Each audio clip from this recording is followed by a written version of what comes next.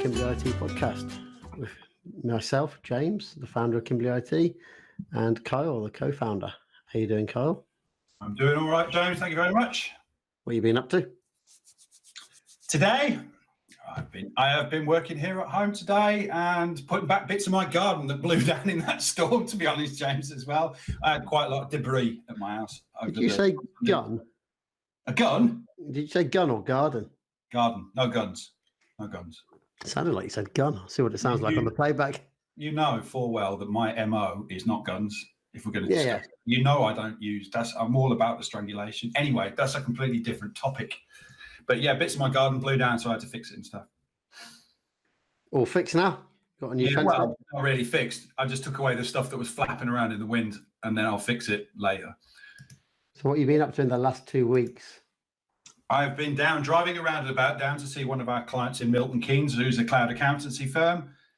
They've kitted their office out with some nice desks. It looks all branded. It's really nice down there. And they decided they would treat themselves to a set of 3 new laptops, which are put in for them, a couple of dual monitors, all that kind of business. And it's looking really nice down there. So that was a bit of a day out last week.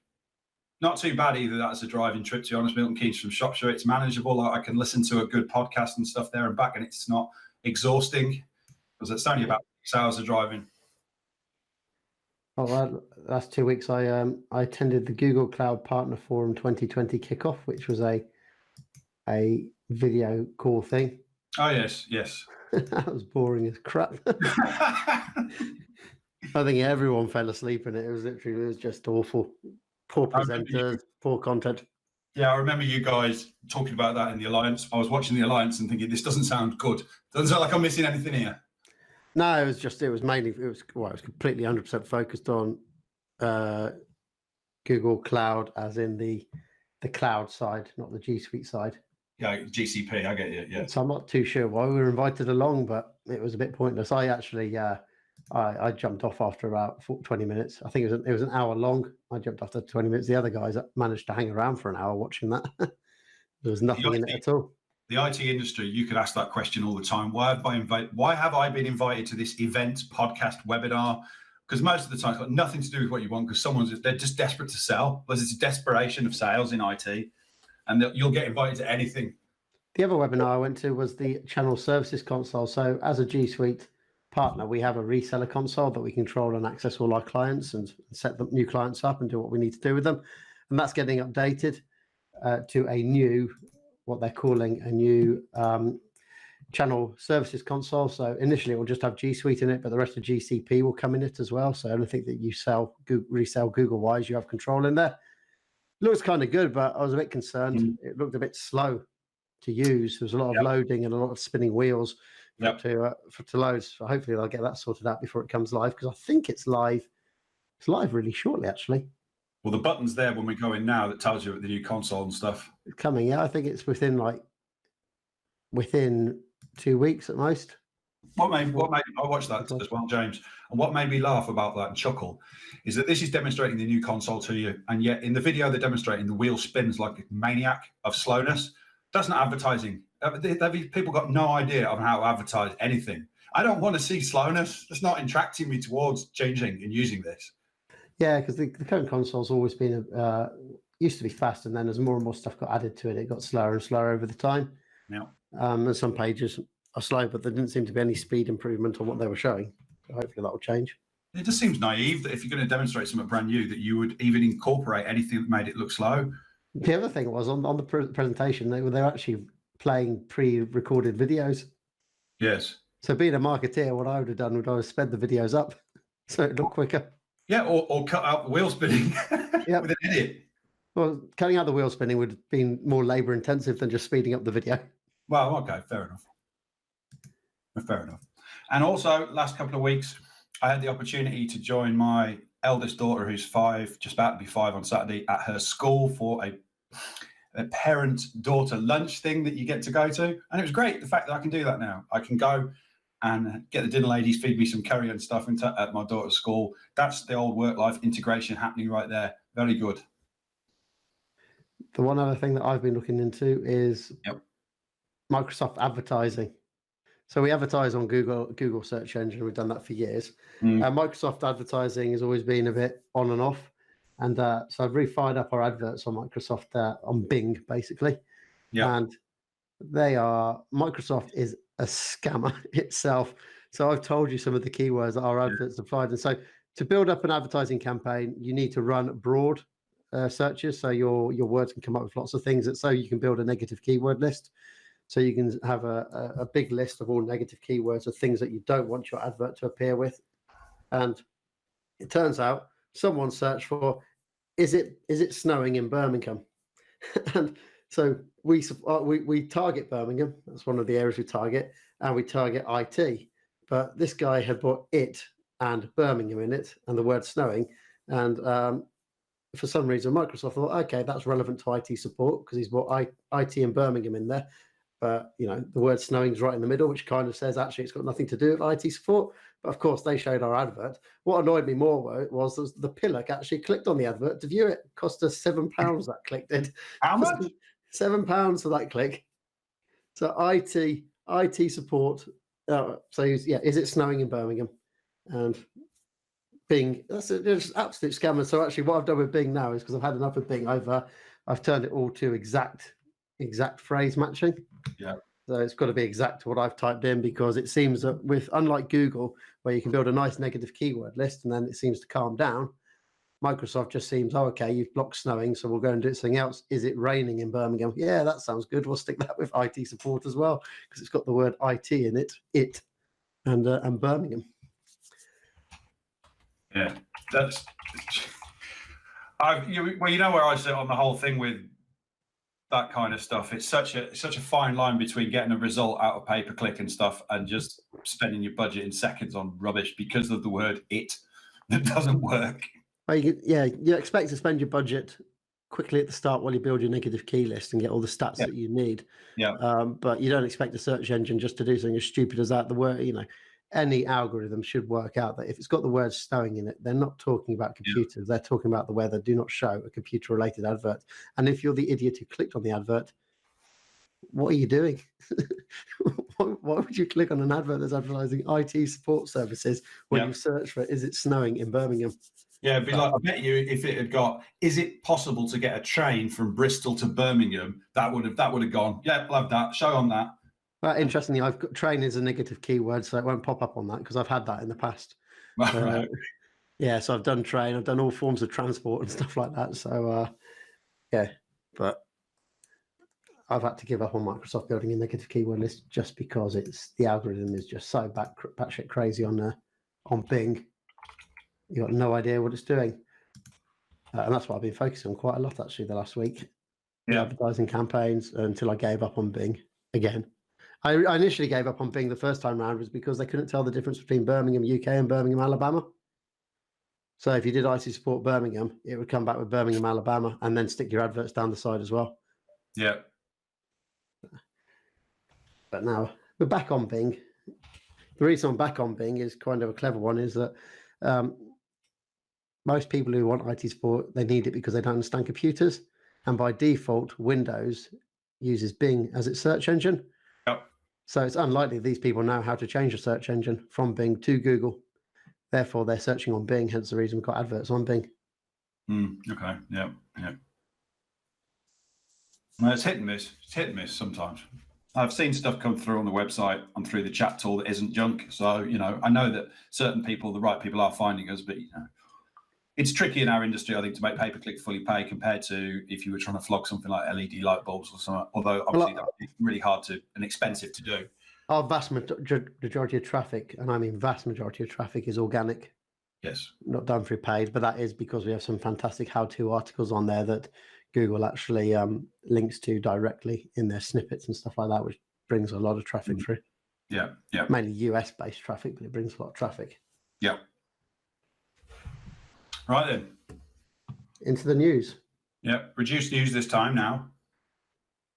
So the first one is a new deep fake video that's been released, and it's a video of President Nixon making a famous speech that never happened. So it's related to the Apollo 11. So when the Apollo 11 took off, there were two speeches. There was a speech to be announced when there was a successful mission, which is the one that he did. And then there was a one for if it was a disaster and they had to abandon the Buzz Aldrin and Neil Armstrong, leave them on the moon to die. And this deep fake is a video of him making that speech that they've had to leave Neil Armstrong and Buzz Aldrin behind to, what does he say? There's part 2 bits of humanity always in space or something like that along the lines, left behind in space. Yeah, I watched that. It was interesting. I'd like to have seen more of it because it was the actual speech that was written. Yeah, I showed it to my dad, of course, who watched the moon landings live when he was a young man and knew about this stuff. And he was like, wow, he was genuinely struck at how that was just Nixon. Like, to him, he was genuinely struck by it. And they explained how they'd done it. Some AI, some voiceover work, a lot of stuff that got into it. But boy, is it impressive. Was it voiceover work? Yeah, well, that's what I'm sure in the article it said they got someone in to do the voiceover, to do Nixon's voice. That's surprising because you only need like a minute of someone's voice to be able to recreate it. Well, I think that's what it said in the article, James, that they've got a voiceover specialist in for certain aspects of Nixon's voice that they wanted to help the AI learn. Because they've done a trailer. It's called "In the Event of a Moon Disaster." That's so it. you go onto YouTube and search for "In Event of a Moon Disaster." You'll be able to see this deep fake. It's interesting, and some people could argue scary as well, because it shows how realistic deep fakes have become, and how easy it is to manipulate what people think. Because that's kind of an extreme manipulation, because it's hard to make people think that the moon didn't happen now. But if it's just a smaller one, it could be, say, for example, maybe President Trump announcing something about the coronavirus, just a small bit that's fake, announcement video of him saying you need to stay indoors now, or there's going to be a shortage of something, you need to go out and buy it because we're going to run out and cause some panic buying. A lot of people are going to fall for that. Your dad, for a start. Well, certainly Dad said to me, I can't tell the difference between that and Nixon other than what he's talking about. He said, he said, I wouldn't know the difference. And my dad doesn't know what a deep fake is. He's got, he doesn't know about any of that stuff. So he would have took it for what it was on face value because it's on the telly, and that's how he. And something that's happening right now, that's something like the coronavirus, an incident that's happening right now, someone does a deep fake of Boris Johnson saying something about it and put it on Facebook. It spreads because Facebook won't remove deep fakes. Even if they know they're fake, they don't remove them. And, it's very easy to cause a panic. Absolutely, yeah. Impressive technology.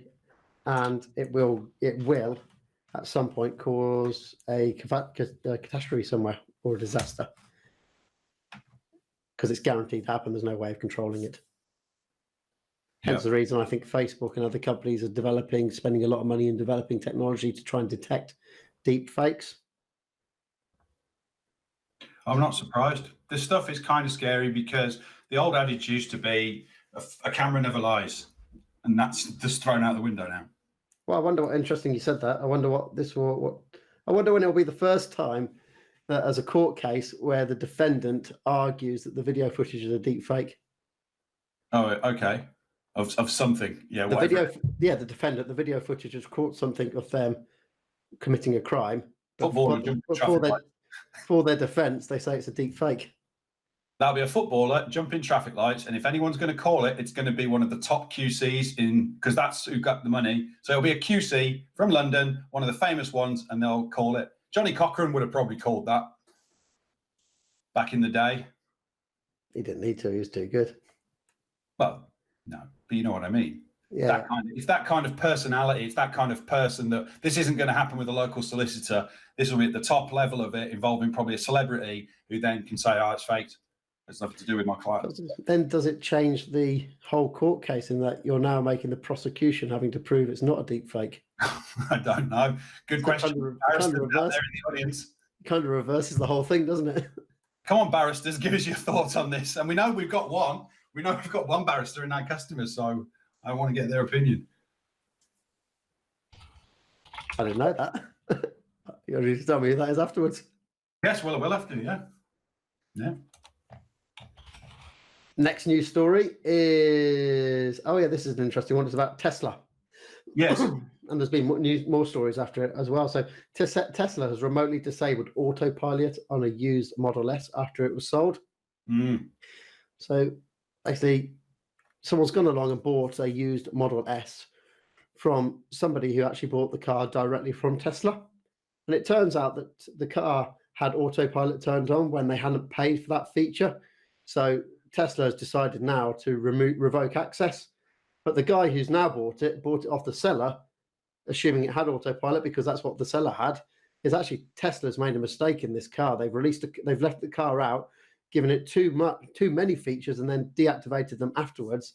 And that's actually punishing the current person who just purchased the car. I read this article too, James.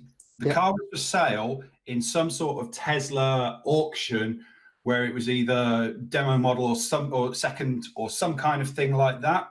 The dealer buys it and it's got all the kit that he wants, it's got all the software on it.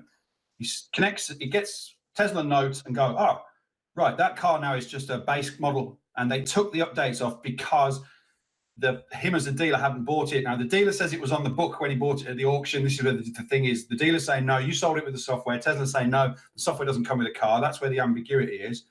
This is interesting for the future of second-hand car market because it means if you and I were to buy a Tesla and have that feature and then decided we wanted to move that Tesla on and get another one, Tesla will take that feature out of our car because it was only owned by you and I when we purchased the feature as an individual. It's not in the car.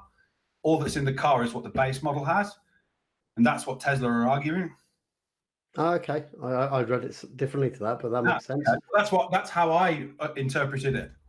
Yeah, I thought how I read it was that Tesla had made a mistake and they'd given a car out that had more features than it should have, and then realized at a later date that, hey, this guy hasn't actually paid the extra £8,000 for autopilot, so we're just going to turn it off the car. I think we're going to downgrade it. We're both in the same place in that the original car had the feature, then they sold it to the dealer. The dealer says Tesla said it was included. Tesla say, no, it wasn't. You just bought the base vehicle. If you want that feature, the next person who buys it has to buy it because it can be fitted to any of those base model cars. And that's what Tesla is saying. I get you. Yeah. See, even now it gets confusing because it's basically you don't own your car. Because if you bought a traditional car, if I bought your car off you now, everything that you've got it, I get it. Maybe you'll take your mobile phone holder out, but everything else that's in that car I get. But you're basically now you're not buying. Tesla's separating the software from the hardware. I mean, the second-hand market in cars is going to get trickier and trickier anyway because of the servicing and other aspects, battery life, all of that in electric vehicles. But this now takes it to another level where if I was to sell you my car, you'd expect to get whatever sat nav I've got or the feature set that I've got. And now you don't get any feature set. Tesla will say, no, you can come to Tesla now and buy auto drive, but it'll cost you £8,000 for your car. You can't go and buy, like I used to like buying an old Mercedes that was 15 years old that jammed with all the toys of 15 years ago, and have some of those silly features like a fridge in your car and things like that. You're not going to be able to do that anymore because Tesla just shut it all down. Yeah, they'll turn it off software because it's all software controlled. Yeah, but very interesting. And other car companies will do that the same as well now if Tesla gets away with this. Yeah, but what would Microsoft and all those other people have told you in the old days? And you sold a computer with Microsoft Office on it. It doesn't belong to you because the license is with the person who built it before and stuff like that. So it's kind of doing that style of stuff with it. Yeah, that's a good point because even when you buy a computer now, you don't own Windows; it's still owned by Microsoft. Yeah, that's right, and they're sort of just taking it to the next level of saying, no, you don't own this. You didn't originally buy this license. You need to now agree to the license and own it. Yeah, I think that the difference is Tesla's actually acting upon it, while Microsoft wouldn't. No. If you sold your computer to move Office, Microsoft couldn't care less because it doesn't make any difference to them in the end. Yeah. But Tesla's actually acting on it, and the only person that comes off bad on this is actually Tesla. It makes them look bad. It makes people think twice now, like we've just been discussing about buying like a used Tesla or anything like that, or a used car that's built the same way as Tesla with the software controlling the vast majority of features. It makes you think twice now. So they're only damaging their own industry, I think, on that. I'm not sure, James, because it just makes me think that what they're doing is kind of killing off they're just trying to disrupt and kill the second-hand market. So there isn't one. So what Tesla are basically saying is like, it's new or nothing. Like you're not going to go second-hand. That's not how it works. You will go new and you will get it for a finance package or whatever. Or Tesla wants to own the second-hand market for Tesla cars. So you have to buy, so it's a Tesla-approved car. So independents can't do it. Could be. I still can't see them doing it though, because if you think about that, if this is the same Model 3, right, with that auto drive feature, and there's a second-hand one that's a year and a half old, and it's got that auto drive feature, I'm likely to go for the second-hand one because it's going to be a bit cheaper. And Tesla are saying, well, you're not going to get that free. You're not getting that £8,000 feature for cheap because it's an older car. You can have the older car for the older car price, but then you can pay £8,000 to have the feature added to it. So I don't think that's going to happen because they're still going to sell that feature at £8,000. It is just £8,000.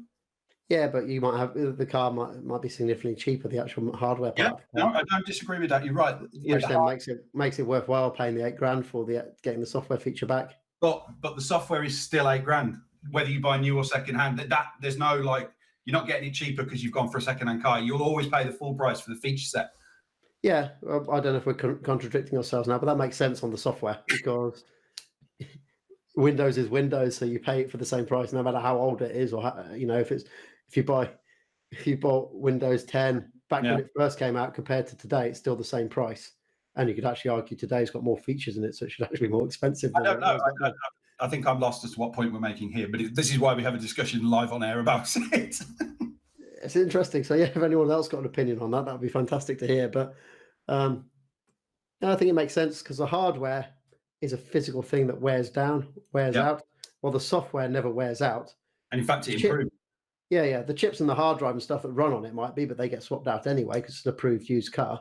But the actual software is always fresh. It's always the latest. And it's always improving. Yeah. They'll probably just change it to a subscription fee rather than an £8,000 one. That seems to me like the way it'll go. Yeah, absolutely. You might buy the base model and then you can have premium and subscription levels and stuff and get all the kit and all the features. Yeah, makes a lot more sense, that does. Yeah, we shall see.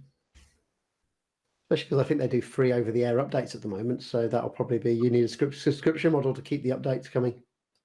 Maybe. And if you don't, you can have the software that you've got at the moment, but over time, like what Sonos is doing now, over time it will degrade, the software will, in that we're not going to bring any new features and we're not going to fix things that are faulty unless, it's a life thing. It's something to do with the brake system and we've got to fix it. But that's another interesting thing, actually, because you've got Windows. They must have an end of life on a Tesla car because there's no way they can keep updating Tesla's cars. Like Windows 10 has an end of life and Windows 7, just because Microsoft doesn't want to have to keep updating old software and they want people to buy newer models. So there has to be an end of life on these type of cars as well. That's an interesting point, yeah, because the technology inside the vehicle, they don't want to write software for it when it's 10 years old. They're not going to want to do that. Yeah, that's 10 years old and there's only a few thousand on the road still. It's not going to be worthwhile for them. Yeah, unless they have, even with a subscription model, because there's going to be a point where you haven't got enough subscribers to justify writing that software for that 10-year-old or 15-year-old car. Tesla says that their cars are built to last, but that's about as far as I can get from finding out that. Built to last means the hardware, it's not the software, is it? Maybe it becomes. See whether there is kind of like an end of life statement about their vehicles, but maybe it becomes a dumb car after 10 years. You've got the basics, like maybe it becomes what we've got at the moment in our cars, in that you've got a radio that works, you have a fuel gauge, you have a speedo and all that kind of stuff, but all the other features just stop working. I don't know. Well, we'll have to wait and see. It's interesting stuff. It makes it really difficult because we want to buy Teslas, but it makes it really difficult to make a decision on doing that because you've got potential end of life on it. You've got this software issues with Teslas if they put the wrong one on or that you want to upgrade. It's a very difficult point in time to buy a car.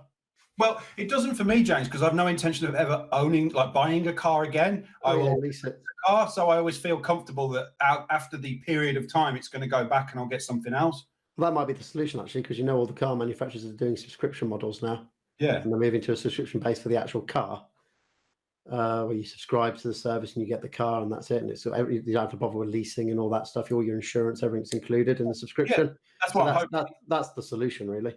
Yeah, Cars no longer become an asset you own anymore. Yeah, in 18 months' time, when I'm looking at a new car, I'm hoping that's an option I'll be able to take on an electric vehicle, is that I can just have this subscription model. I pay X a month, and after X number of years, it goes back and they offer me. That's it. Yeah, better than a lease model. Yeah, similar concept, but works out better. Yeah, because at the moment my car has a balloon payment at the end. Like I've got to put £6,000 down if I want to own it. Now I've already parked £6,000 because I do a lot of miles. So I figure if I just buy it, I'll buy it, and then I'll just part exit and do something else if I have to. But with the subscription model, you should be able to just change as and when. They'll come and pick the car up when you don't want it anymore, deliver the new car, and you can change from different models. You're not just stuck with a Tesla or whatever for 3 years. You could have a Tesla for 6 months under subscription and then move off to maybe a Porsche or whatever. No, there's no doubt. There's no doubt in my mind that will happen, James, for those, because there are wealthy enough people who want to change like that. And if there's money to spend, someone will offer the service. Well, the service already exists for like BMW, Mercedes, Porsche. They've got it in Germany. You've got Volvo doing it with their Polestar brand.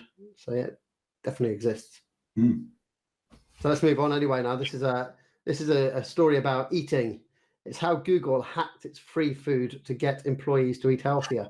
I put this on LinkedIn actually, and it got loads of traffic, surprisingly actually, because it's linking to a post off LinkedIn, and normally the algorithm doesn't like that.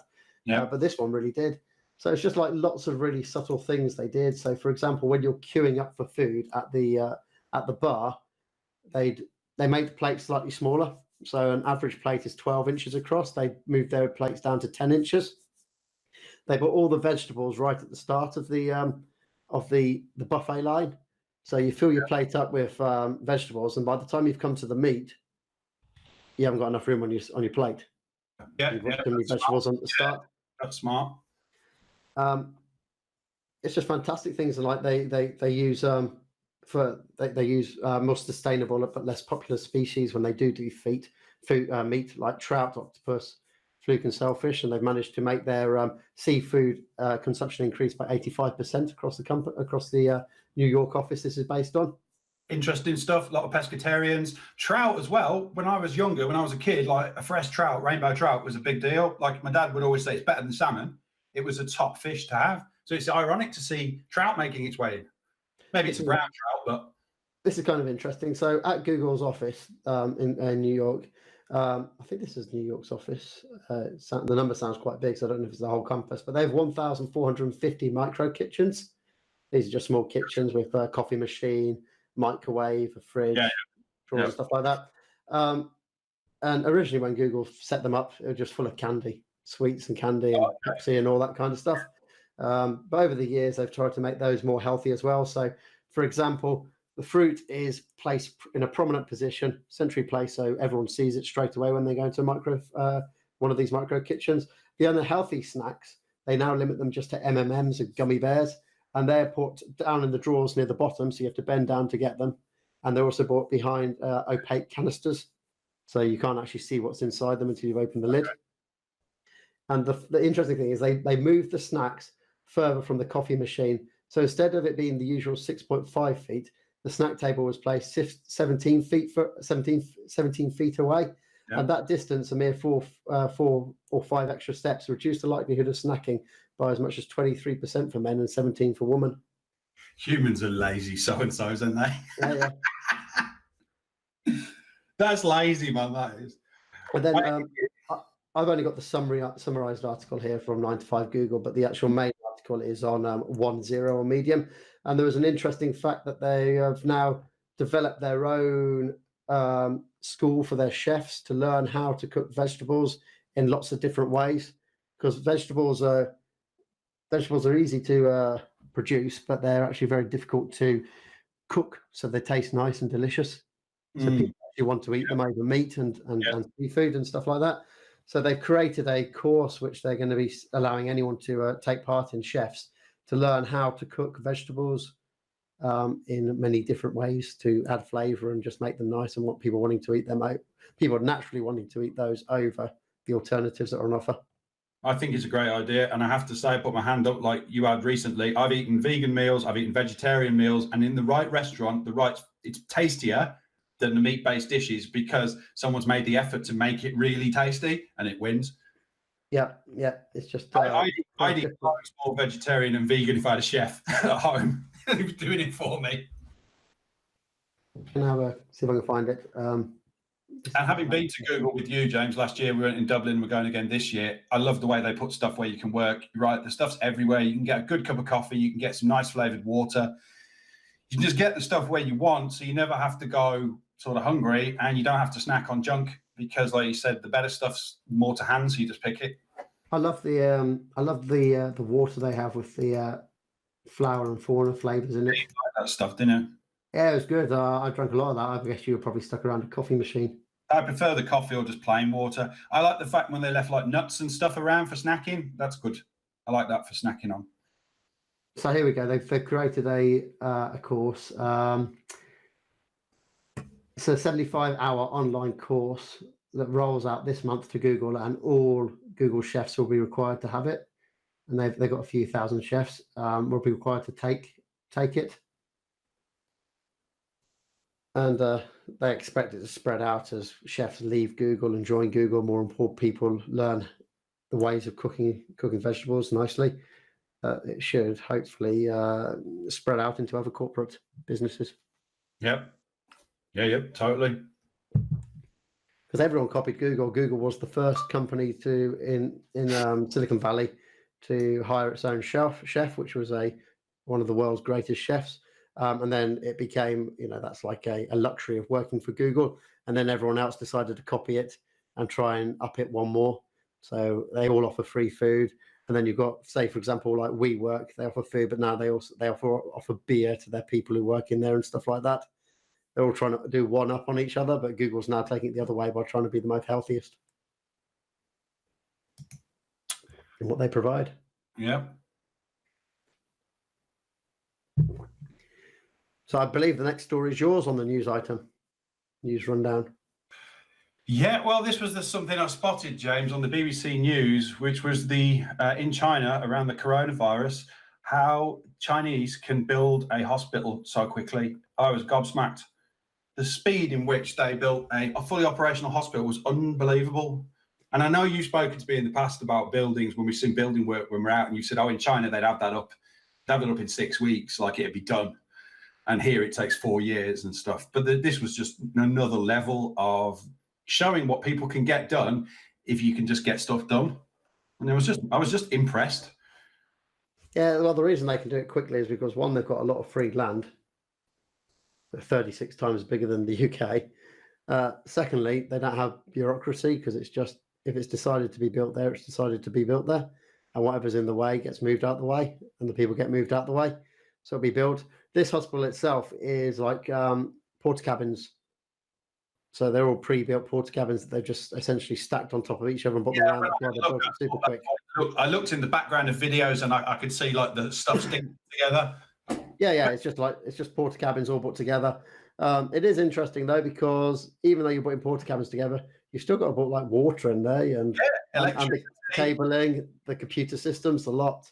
Yep, that's the thing that really got me. They fitted all the oxygen and everything you need, all fitted into this thing so fast. Yep. Don't know how long it will be there for before they decide to replace it with a proper hospital. Yeah, I haven't got much more to say. There's not much more to say about it. I was just impressed with what the Chinese could do so quickly. The other bit of news was then that Google Maps has turned 15 years old. Okay. I remember when Google Maps came out, it was revolutionary. It was the first thing you ever did was to go and find your home, find your house. Yes. Have a look at it on Google Maps. Been lots of, so I had the Nexus 1 when that came out, which was probably 2008, 2009 time. And that was the first phone that had Google Maps navigation on it as well. So Maps Navigate, it was separate to Google Maps. It was called Google Navigation. It was a completely separate app to Google Maps, but it ran off Google Maps. Yeah. And that was incredible, having this device that you'd normally have to go out and buy a specialist sat nav like TomTom or something like that, and it's just a dedicated thing that's sat in your car. And this completely revolutionized that. It's amazing that TomTom's still around. TomTom managed to basically pivot their business into essentially HGV and commercials, things like that, where they need to know heights of bridges and stuff like that, which Google Maps doesn't do. Yep. But you don't see anyone. Everyone's got sat nav built in now, run off Google Maps, or if they haven't, they're using their phone. There's no one going out to buy just a device just for satellite navigation. That's all because of Google Maps and their ability to produce what previously, before 2008 or whatever, what would you use, A to Z, to get to places that you weren't familiar with? if you had a car that had a sat nav system built in, you might use that. But certainly prior to 2000, it was A to Z time. Yeah. Yeah, and it was and the sat nav stuff we built in before Google Maps was kind of shit anyway. Yes, it was. They were rubbish. And A to Z, the blooming place you wanted to go was always on the crease. Or went over the page. That was the worst one when it went over. Can you even buy A to Z anymore? I don't know. I bet you can. Have a quick search on Amazon. But this is the whole thing with Google Maps. It's such a powerful tool that they released. It's changed everyone's life. There's no one that goes anywhere now without checking Google Maps. No, you're probably right. Yeah. Unless, of course, somewhere regularly you go. But if you're ever going out somewhere that you haven't been before, or a trip, or you're going to an event or something like that, straight onto Google Maps, find the directions, get there. You get these warnings. It tells you, Google Maps, tells you how busy the place is going to be when you arrive at that time. It's closing and opening times. It's just fantastic. One of the most valuable services Google's brought to mankind. Yeah, there's no doubt about that. It's pretty phenomenal stuff. So A to Z, have you got one on Amazon yet? Let's have a look.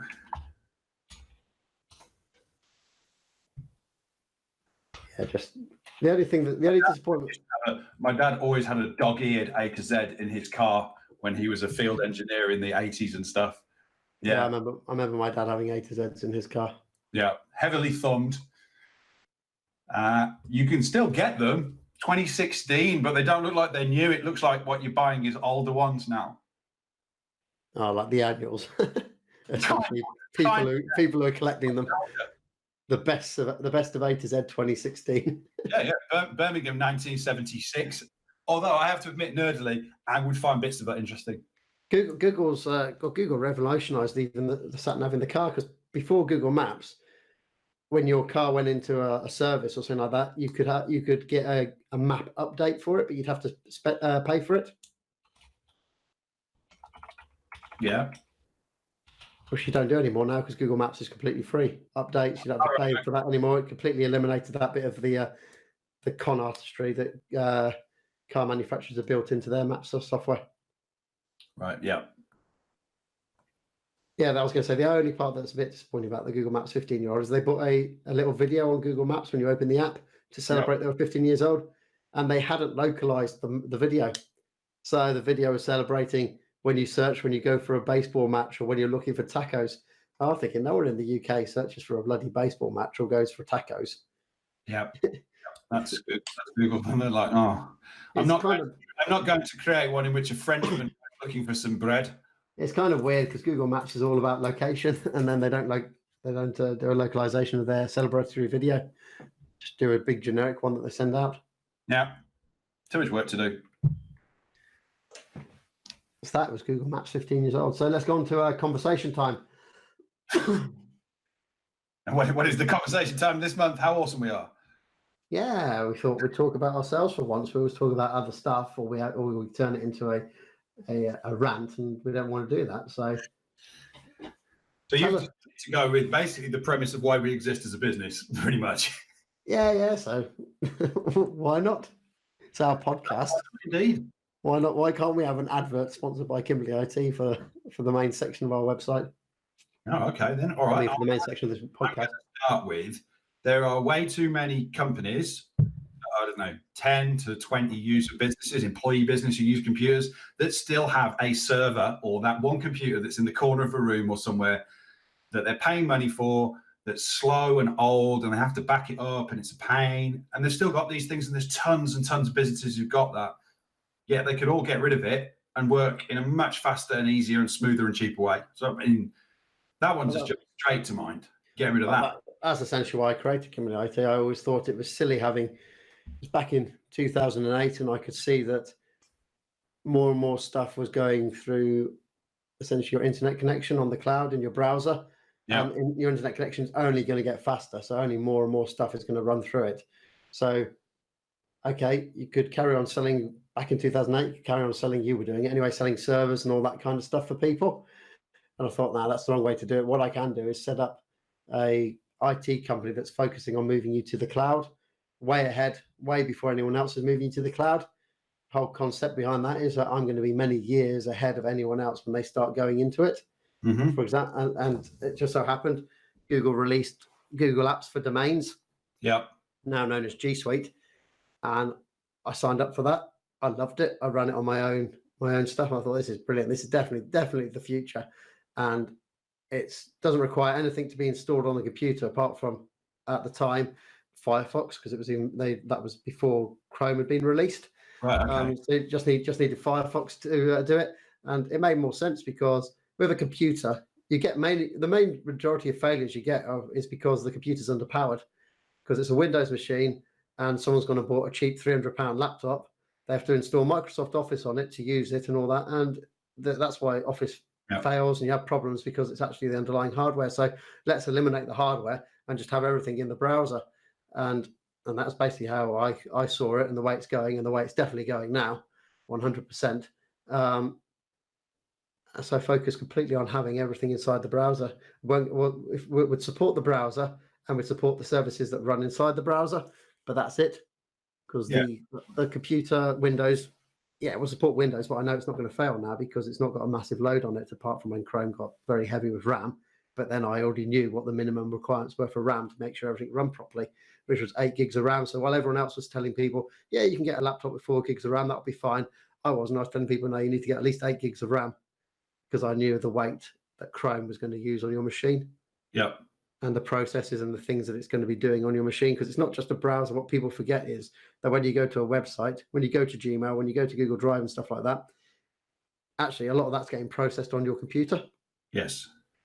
It's not getting processed on a server elsewhere. It's getting data from the server, but then it's actually processing on your computer. Hence the reason Google Chrome has like GPU acceleration built in, so it can hand over processes to your GPU rather than your CPU, because the GPU your graphic processing unit can do processing quicker than your CPU can. What's the GPU? Pardon? What's the GPU for the audience? I just said graphic. You should be listening. Graphical processor. If you followed and listened, it'd be interesting. This is a podcast. I'm listening. Maybe you can subscribe later and then you can listen to what was being discussed. Fair enough. But anyway, yes, it all hands that over to free up your CPU. But I could see that, and that's hence the reason why Kimbley IT focused completely on cloud. And at the time, and still currently, G Suite was the best productivity suite that runs directly in your browser. So it's a no-brainer. It was a very hard sale back then. Very hard getting people to move.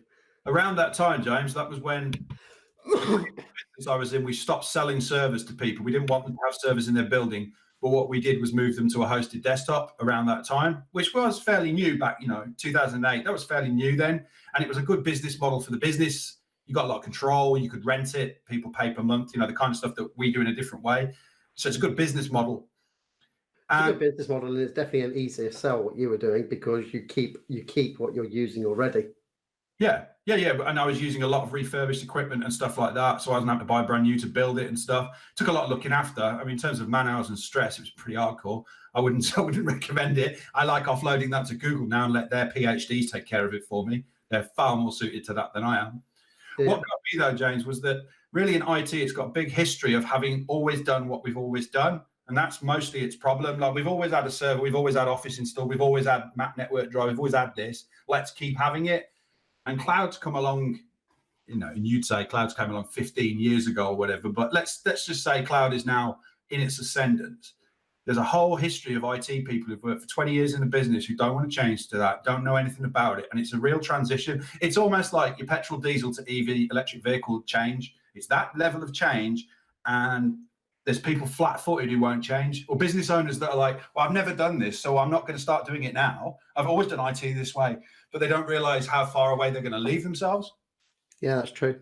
That's true. And the good thing we can say about what we do is that the people that we've taken on have had that experience. Some of them, they've been in that history place. They've decided they've had enough. You've changed them, and then they go, oh, I'd never, not that I would go back, but like, it was the best decision I made for ages in terms of IT, the right thing to do. And I know we sound like we're blowing our own trumpets, but you've got to blow your own trumpet when you're right. And that's why we have such great clients, because they brought massive trust in us to move them to G Suite, especially the ones that didn't have any experience of cloud stuff beforehand. And it's paid off well for them. Hence the reason, hence the loyalty that we get from our clients. But and that's also because you're completely swapping out someone to swap out their whole services for you. That is a lot of trust they're giving you. Because that's basically, if it goes wrong, that's wiping their company out, their company's ability to operate if it's gone wrong. One of the hardest things in our business in trying to get new customers and new clients is that fact that people know that they don't know what it is that really is happening because they don't understand IT, and they know that it's fundamental to the business. And what if it goes wrong? And that little thing goes, well, what we've got now isn't exactly great, but I know it. And I know it's all right, but they want to go, but they're worried about what if it goes wrong. It's a tough call for people. The other reason why it worked out so well for us is because, as I've always said, we're the McDonald's of IT support, and that every single client is exactly the same setup. Yep. Run off G Suite. So that allowed us to super specialize in G Suite and related technologies. So there's no other IT company that comes anywhere near our ability to deploy and master G Suite and get people working on it. And that's because of our specialization. They offer every single service under the sun of our IT company, so they can't specialize in any of them. Yep. They can give generic and mainly bad information and advice about it. Hence the reason that I'm now trying to push for regulation. Yeah, we have our equivalent of 7 minutes on fries, of the sauce squirter for ketchup and gherkin and all the things that McDonald's did. We have our IT equivalents of those. And in fact, James, somebody's put somebody through to me today on LinkedIn to have a chat about something, and I'll be telling them, if you want to do anything with us, you've got to go G Suite, because I can already see them on 365, and they'll be like, no, I don't do that. I'm going to stop. We're actually better than McDonald's on my past few experiences at McDonald's, where they've messed me up a number of times. I think when we discuss McDonald's, you and I are nostalgizing back to its heyday. Yeah, for sure. It's not quite the heyday of McDonald's for me is the 80s, because it was that limited menu. It maybe just brought breakfast in, but it was pretty much what Ray Kroc had designed. Now it's a little bit of a different beast, and as you found out recently in Redditch, sometimes really bad. Here's a little insider secret for all the McDonald's fans out there. The one thing is, if they do mess up your order, all you need to do is take a photo of your receipt and DM it to the McDonald's UK Twitter channel, and then they'll post you out a £5 voucher each time. It's good of a minute. You can't complain with that. Yeah. So I've done that. I've got a £5. Problem is, I keep forgetting to use the bloody voucher. You do drive in a lot, don't you? Drive through. Yeah, on a Thursday afternoon. I think maybe that's when people cock up. I'm always an eat-in man, so I can. Oh no, I order it and eat in, because daughter likes to see the food being made. But but we do it as takeout, so we take the food away, so you don't know until you've got home. Yeah, exactly. You've got to check the bag, ain't you? One day I knew I got back to the car, and because she wanted to eat something on the way back, so I was getting out the fruit bag, and the fruit bag was missing, and it was raining, super raining, and I just put her back into her car seat and everything like that. So I couldn't be asked to go back to McDonald's again. So I just send a message to the Twitter channel saying the exact same thing. It was raining. I couldn't be asked to go back in to sort it out. No, I don't worry about it. Here's a £5 voucher. Yep. But McDonald's are a great example, spinning back to what we were talking about and what we do. They're a business that adapts and takes new technologies and uses those new technologies to give a better experience, which is what we do pretty much with G Suite. Because it works all the time, we're learning about the new features that are in G Suite, and then helping our clients do more stuff with the new stuff that's coming out they don't know about. And McDonald's has definitely done that with those self-serving ordering, one till now, all that. It's transformed from queuing. And the other thing we do very well is we know our limits. We self-limit. You'll get companies that would go with anything that comes along, but we limit ourselves, so between 5 to 50 employees. Yeah. So if someone came along with 200 user company wanted to go with us, but we wouldn't accept them, because we're not at that point. We're not big enough. We wouldn't be able to give them the service we wanted to. Oh, I know. Every other IT company would be trying to work out how they could do that, because they just want money. They'd be jumping on it and giving a crap service. So it's a lot of self-discipline at Kimbley IT, in that you'll get things come along that you think, "Ooh, should I?" And whenever you do it, it always bites you back. So an example is a very small example is we don't do any project work for people unless they're a client of ours. They get no project work, but we did end of last year do a little Wi-Fi project for a co-working place. It happened to be a co-working place that we work in, so it made sense to help them out with their Wi-Fi. But they then passed our details on to another co-working place that was a charity, and we went against all our rules and we agreed to install this Wi-Fi network, which we did it fine, but getting those bastards to pay was an absolute pain in the arse dealing with them. There was a board, a charity board, and there's a chairman of the board who thinks he knows a lot about business but knows nothing and just wanted to disagree and argue with everything. And I might add, James, if those bastards are listening, that doesn't include our manager contact, who's a lovely guy. Lovely guy.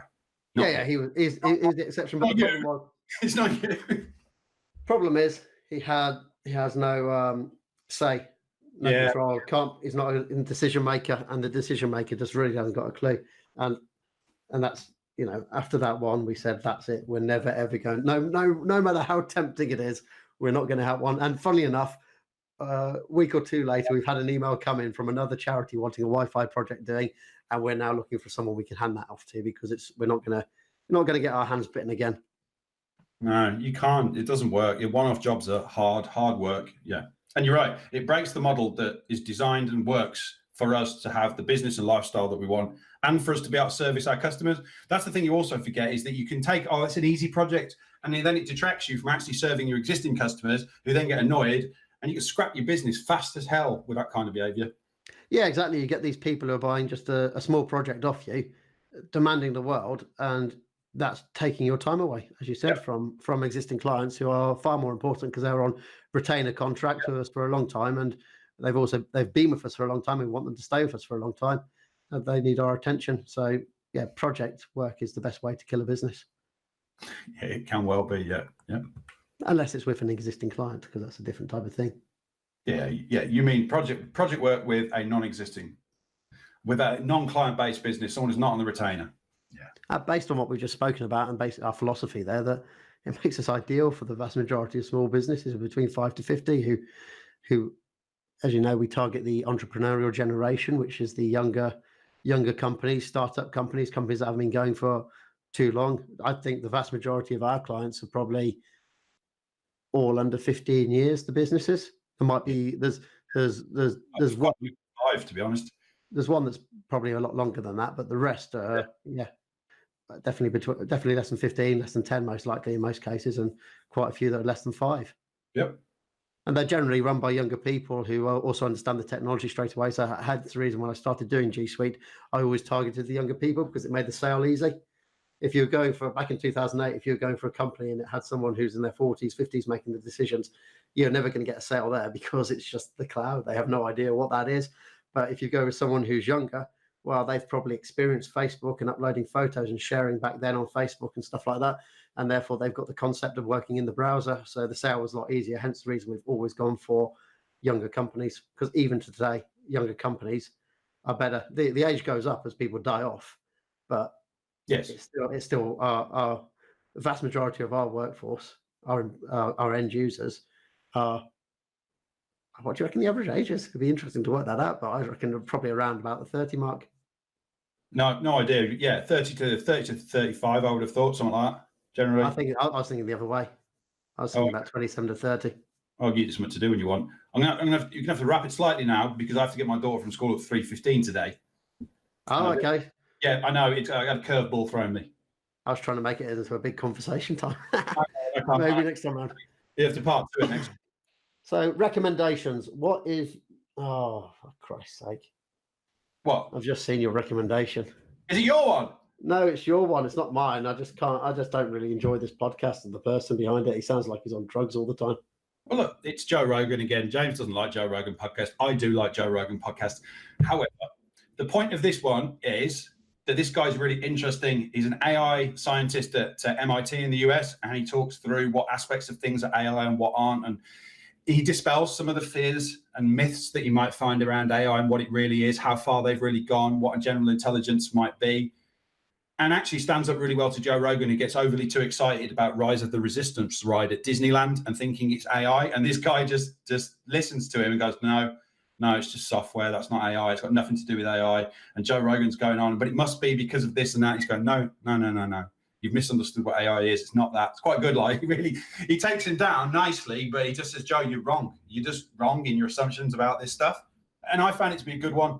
I know that'll be tough for you because you don't like listening to the other half of the conversation, but it's good. Yeah. Well, one thing that put me off Joe Rogan's podcast is like the 10-minute introduction of where does he still do that 10-minute introduction of talking about brain drugs and all this kind of stuff. Yeah, he sells brain food and stuff. Just skip past it. Yeah, and the other thing that annoys me about the Joe Rogan podcast is it doesn't, when it's in your podcast thing, it just gives you the name of the person. It doesn't actually say. If you change the titles, that'd be a bit more interesting. He said a discussion about AI with Lex Freeman.